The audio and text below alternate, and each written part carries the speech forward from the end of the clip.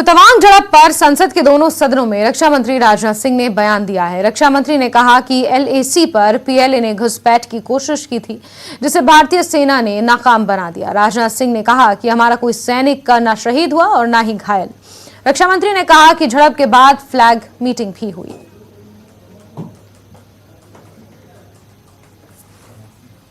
आदरणीय अध्यक्ष महोदय, मैं इस गरिमामयी सदन को अरुणाचल प्रदेश के तवांग सेक्टर में हमारी सीमा पर 9 दिसंबर 2022 को हुई एक घटना के बारे में अवगत कराना चाहूंगा। प्लीज स्टेटमेंट के बीच में नहीं बोलते। नो प्लीज में छुट्टी भी थी। 9 दिसंबर 2022 को PLA ट्रुप्स ने तवांग सेक्टर के यांगसे एरिया में लाइन ऑफ एक्चुअल कंट्रोल पर अतिक्रमण कर स्टेटस को एक तरफा बदलने का प्रयास किया। चाइना के इस प्रयास का हमारी सेना ने दृढ़ता के साथ सामना किया है अध्यक्ष महोदय,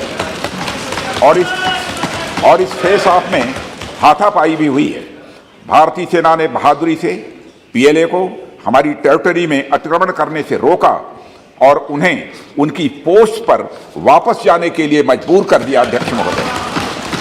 इस झड़प में दोनों ओर के कुछ सैनिकों को चोटें भी आई हैं और मैं इस सदन को अवगत कराना चाहता हूं कि हमारे किसी भी सैनिक की न तो मृत्यु हुई है और न ही कोई गंभीर रूप से घायल हुआ है।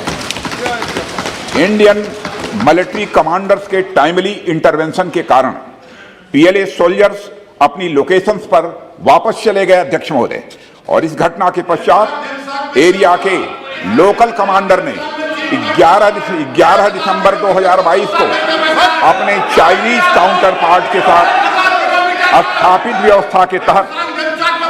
व्यवस्था के तहत एक फ्लैग मीटिंग की और इस घटना पर चर्चा की। चीनी पक्ष को इस तरह के एक्शन के लिए मना किया गया और सीमा पर शांति बनाए रखने के लिए कहा गया। इस मुद्दे को चीनी पक्ष के साथ कूटनीतिक स्तर पर भी उठाया गया है। अध्यक्ष महोदय, मैं इस सदन को आश्वस्त करना चाहता हूं कि हमारी सेनाएं हमारी भौमिक अखंडता को सुरक्षित रखने के लिए पूरी तरह से प्रतिबद्ध हैं और इसके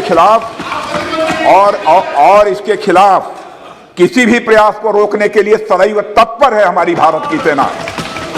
और मुझे विश्वास है कि यह सदन हमारी सेनाओं की वीरता और साहस को एक स्वर से समर्थन देगा। और अध्यक्ष महोदय, मैं पूरी तरह से आश्वस्त हूं कि यह संसद बिना किसी संशय के भारत की सेना की क्षमता, शौर्य, पराक्रम व प्रतिबद्धता का भी अभिनंदन करेगा। धन्यवाद अध्यक्ष महोदय। सभापति महोदय, मैं इस गरिमामयी सदन को अरुणाचल प्रदेश के तवांग सेक्टर में हमारी सीमा पर 9 दिसंबर 2022 को हुई एक घटना के बारे में अवगत कराना चाहूंगा। उपसभापति महोदय, 9 दिसंबर 2022 को चाइनीज PLA ट्रुप्स ने तवांग सेक्टर के यांगसे एरिया में लाइन ऑफ एक्चुअल कंट्रोल पर अतिक्रमण कर स्टेटस को एक तरफा बदलने का प्रयास किया। चाइना के इस प्रयास का हमारी सेना ने दृढ़ता के साथ सामना किया। उपसभापति महोदय, और सदन को यह भी बताना चाहूंगा, इस फेस ऑफ में हाथापाई भी हुई और भारतीय सेना ने बहादुरी से PLA को हमारी टेरिटरी में अतिक्रमण करने से रोका और उन्हें उनकी पोस्ट पर वापस जाने के लिए मजबूर कर दिया। इस झड़प में दोनों ओर के सैनिकों को कुछ चोटें आई हैं। उपसभापति महोदय, मैं इस सदन को यह बताना चाहता हूं कि हमारे किसी भी सैनिक की न तो मृत्यु हुई है और न ही कोई गंभीर रूप से घायल हुआ। इंडियन मिलिट्री कमांडर्स के टाइमली इंटरवेंशन के कारण PLA सोल्जर्स अपनी लोकेशंस पर वापस चले गए और इस घटना के पश्चात एरिया के लोकल कमांडर ने 11 दिसंबर 2022 को अपने चाइनीज काउंटर पार्ट के साथ स्थापित व्यवस्था के तहत एक फ्लैग मीटिंग भी की और इस घटना पर चर्चा की। चीनी पक्ष को इस तरह के एक्शंस के लिए मना किया गया और सीमा पर शांति बनाए रखने के लिए उन्हें कहा गया। इस मुद्दे को चीनी पक्ष के साथ कूटनीतिक स्तर पर भी उठाया गया है। उपसभापति महोदय, मैं इस सदन को आश्वस्त करना चाहता हूं कि हमारी सेनाएं हमारी भौमिक अखंडता को सुरक्षित रखने के लिए पूरी तरह से प्रतिबद्ध हैं और इसके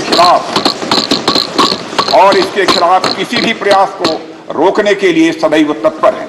मुझे विश्वास है कि यह सदन हमारी सेनाओं की वीरता और साहस को एक स्वर से समर्थन देगा और अध्यक्ष महोदय, मैं आश्वस्त हूं कि यह संसद बिना किसी संशय के भारत की सेना की क्षमता, शौर्य, पराक्रम और प्रतिबद्धता का भी अभिनंदन करेगी। धन्यवाद।